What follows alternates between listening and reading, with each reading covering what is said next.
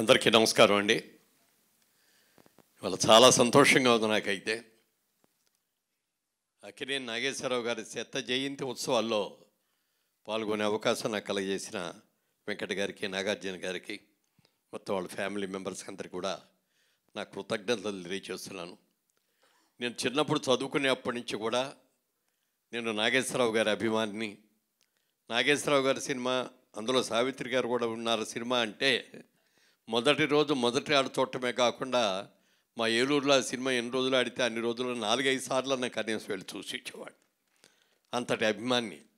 అలాంటి అభిమానితో ఎప్పుడైనా ఒకసారి ఆటోగ్రాఫ్ తీయించుకోగలుగుతామా అనుకున్న నాకు ఆయన పక్కన నటించే అవకాశాలు రావడం, ఒక సినిమా కాదు చాలా సినిమాల్లో కలిసి నటించే అవకాశాలు రావడం నా చాలా అదృష్టం అనుకుంటాను. మరి కమిట్మెంట్ చెప్పాలంటే ఒకే ఒక సందర్భం. మేము రాజేశ్వరి కళ్యాణం అని ఒక సినిమా చేసాం. ఆ సినిమాకి చాలా నంది అవార్డులు కూడా వచ్చినాయి. నాగేశ్వరరావు గారును వాణిశ్రీ గారు దాంట్లో మెయిన్ రోల్స్, క్రాంతి కుమార్ గారు డైరెక్ట్ చేశారు. క్రాంతి కుమార్ గారు అన్నారు, పాట మనం దేవిపట్నం అని గోదావరి ఒడ్డున అక్కడ షూటింగ్ చేస్తాం, అక్కడ సెట్ అది వేసాం. మురళీమోహన్ రేపు నుంచే సాంగ్ తీయాలి, చాలా మంచి సాంగ్ అది, ఎందరో మహానుభావులు అందరికీ వందనాలని త్యాగరాజు గుర్తి అది. మరి ఈ సినిమా నాకైతే ఆ పాట బిఫోర్ సన్ రైజ్ వచ్చే లైట్లో తీయాలని ఉంది నాకు. మరి రాజమండ్రి నుంచి నాగేశ్వరరావు గారు, వాణిశ్రీ గారు రాగలరో లేదో నాకు తెలియదు. నువ్వేమైనా ప్రయత్నం చేసే వాళ్ళని కనుక ఒప్పిస్తే దాన్ని అద్భుతంగా మనం తీద్దామని చెప్పి అన్నారు. ఏమండి కష్టమేమో, అంత పెద్దాళ్ళని మనం ఇబ్బంది పెట్టడం కరెక్ట్ కాదేమోనండి అన్న. ప్రయత్నం చేయవయ్యా, ప్రయత్నం చేస్తే తప్పే ఉంది అన్నారు.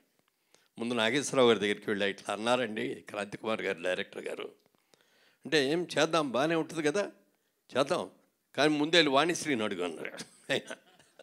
అదేమిటండి అన్న, ఆవిడ మేకప్ వేసుకోవడానికి 2 గంటలు పడుతుంది, ఆవిడ అక్కడ చేసుకొని అక్కడి నుంచి బయలుదేరి దేవిపట్నం వచ్చేటప్పటికి ఎంత టైం పడుతుందో నీకు తెలుసు కదా అన్నారు.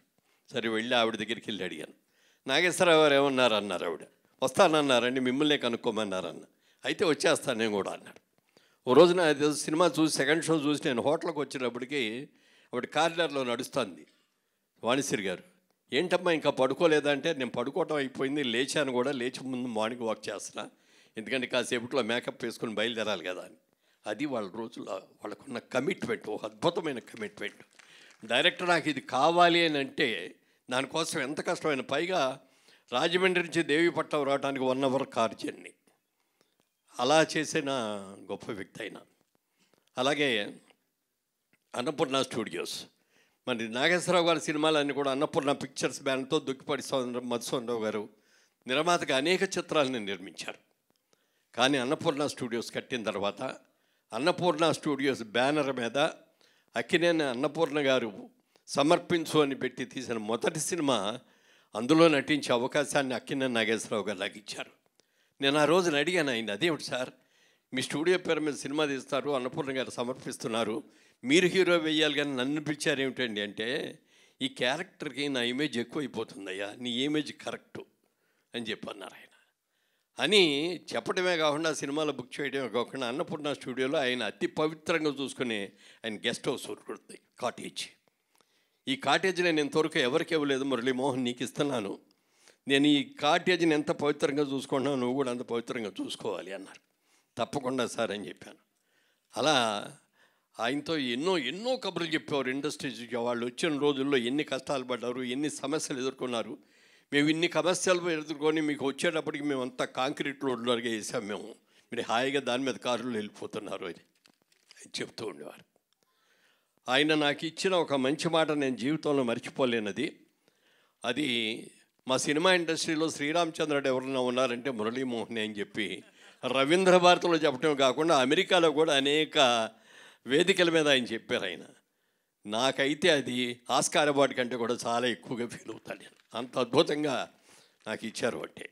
ఎందుకంటే అది నా సన్మాన సభ కాదు, నా గురించి మాట్లాడాల్సిన అవసరం కూడా లేదు, అయినప్పటికీ కూడా ఆయన నా మీద ఉన్న అభిమానంతో చేసినందుకు వారికి మనస్ఫూర్తిగా వారి ఆత్మ ఎక్కడున్నప్పటికీ కూడా మరి వారి ఆత్మ, ఎందుకంటే ఆయన ఎక్కడే వెళ్ళరు, ఇక్కడే ఉంటారు, హైదరాబాద్లో ఉంటారు. ముఖ్యంగా హైదరాబాద్కి ఫిల్మ్ ఇండస్ట్రీస్ని తీసుకొచ్చిన ఘనత ఎవరికి దక్కిందంటే అక్కినేని నాగేశ్వరరావు గారి. నాగేశ్వరరావు గారితో ఏమన్నా సినిమా తీయాలి అని అనుకుంటే మీరు హైదరాబాద్ వచ్చి తీస్తానంటే నాకు కాల్ షీట్లు ఇస్తాను బాబు, మద్రాసు రావటం అనేది నాకు కుదరదు అనేవారు. అలా ఇక్కడ ఇండస్ట్రీని డెవలప్ చేసిన మహానుభావులు, వారికి ఆత్మశాంతి కలగాలని మనస్ఫూర్తిగా కోరుకుంటూ నాగేశ్వరరావు గారితో తీసాం. అలాగే నాగార్జున గారితో కూడా 3 సినిమాలు తీసే అదృష్టం మాకు కలిగింది. మరి మిగిలిన వాళ్ళిద్దరితో ఇంకా చేయలేదు, అది కూడా చేసే అవకాశం. థ్యాంక్ యూ అండి, థ్యాంక్ యూ.